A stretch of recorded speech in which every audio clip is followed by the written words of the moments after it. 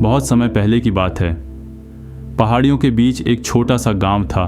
धूल भरी गलियां, मिट्टी के घर और दिन की शुरुआत बैलों की घंटियों से होती थी। इसी गांव में रहता था एक युवक, सम्यक।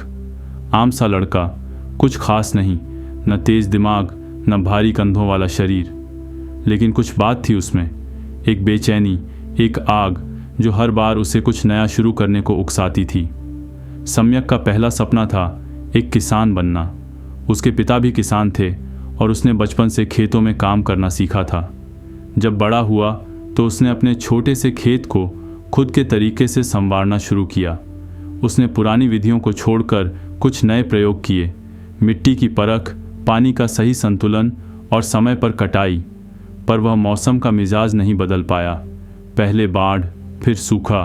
2 साल तक उसकी सारी मेहनत मिट्टी में मिलती रही। गांव के लोग कहने लगे, सपने देखने वाला लड़का है, पर खेत सपने से नहीं चलते। उसकी पीठ पीछे हंसी उड़ाई जाती।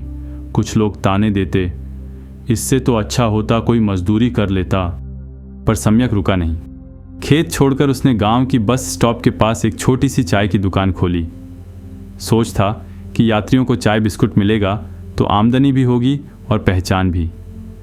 दिन भर वह खुद चाय बनाता, साफ सफाई करता, लोगों से मुस्कुराकर बात करता। पहले कुछ ग्राहक आए, फिर धीरे धीरे दुकान चलने लगी। लेकिन एक रात जब वह घर लौटा और अगली सुबह पहुंचा, उसकी पूरी दुकान जली हुई थी। पता चला पास वाले दुकानदार को ईर्ष्या थी, उसने आग लगवा दी। दूसरी बार जब वह टूटा तो कुछ दिनों तक बाहर नहीं निकला। लोग बोले, अब समझेगा ये लड़का, अब शायद मान लेगा कि किस्मत इसके साथ नहीं है। लेकिन एक हफ्ते बाद वह फिर गांव के चौक में बैठा था। इस बार कुछ बच्चों को स्लेट पर कुछ सिखा रहा था। गांव में कोई स्कूल नहीं था और सम्यक ने सोचा, अगर मैं खुद कुछ नहीं कर पा रहा तो किसी और की शुरुआत में तो मदद कर सकता हूँ। लेकिन यहाँ भी लोगों ने उसकी नीयत पर सवाल उठाए। पढ़ाने के लिए दिमाग चाहिए, डिग्री चाहिए, इसका क्या है, कहते हुए लोग बच्चों को वापस खींच लाते। सम्यक फिर अकेला रह जाता। दोपहर की धूप में वह पेड़ के नीचे बैठा रहता, बच्चों का इंतज़ार करता।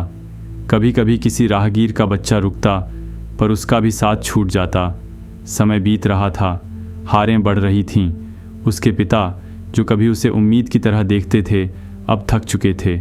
उन्होंने एक रात क्रोध में कहा, तेरे अंदर जो कुछ है वो अधूरा है, तू अधूरे सपनों का आदमी है।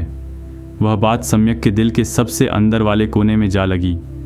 उस रात वह बहुत देर तक रोया, मगर अगली सुबह वह फिर उठा और वहीं पेड़ के नीचे बैठा। कुछ ही दिनों में गांव में खबर आई कि बुद्ध पास के नगर में आए हैं। सम्यक चुपचाप चल पड़ा, न किसी को बताया, न किसी से उम्मीद की। नगर पहुंचा और वहां हजारों की भीड़ में सबसे पीछे बैठ गया। बुद्ध शांत थे, आंखें आधी बंद, लेकिन दृष्टि जैसे सबके भीतर तक उतरती चली जाती थी। बुद्ध ने सभा में कहा, तुम में से कितनों ने हार देखी है? बहुत से हाथ उठे। फिर पूछा, कितनों ने हार को खुद में बसा लिया है? इस बार चुप्पी थी। तभी सम्यक उठा और बोला, मैंने इतनी बार असफलता देखी है कि अब लगता है मैं ही असफलता हूँ। बुद्ध मुस्कुराए, फिर बोले, नदी में पत्थर फेंको, वह डूबेगा। लेकिन अगर वही पत्थर बार बार लहरों को झेलकर ऊपर आता रहे तो लोग उसे नाव का हिस्सा समझने लगते हैं। फिर बहुत धीमे स्वर में बोले, तुम्हारी हार तुम्हें डुबोएगी नहीं, अगर तुम उसे तैरना सिखा दो। सम्यक वापस लौटा। इस बार उसने नया काम नहीं शुरू किया, उसने बस वही पुराना रास्ता चुना। वह पेड़ के नीचे बैठ गया, पर अब उसकी दृष्टि बदली हुई थी। अब वह हार को डर की तरह नहीं देखता था, उसे अपनाता था, समझता था। हर दिन वह एक छोटी सी स्लेट लेकर बच्चों को बुलाता, कहानी सुनाता, गिनती सिखाता। कोई आता, कोई नहीं, लेकिन वह बैठा रहता। धीरे धीरे बदलाव आने लगा। एक बच्चा जो कभी स्कूल नहीं गया था अब रोज़ आता, फिर एक और, फिर 3, फिर 10। लोग हैरान थे, बिना इमारत, बिना किताबों के भी सीखना संभव है। उन्होंने सम्यक को अब अधूरे सपनों वाला नहीं कहा, अब वो उसे कहते थे, जो सपनों की शुरुआत करता है। एक दिन उसके वही पिता, जो कभी निराशा से उसकी ओर देखते थे, चुपचाप पास आए। सम्यक बच्चों को पढ़ा रहा था।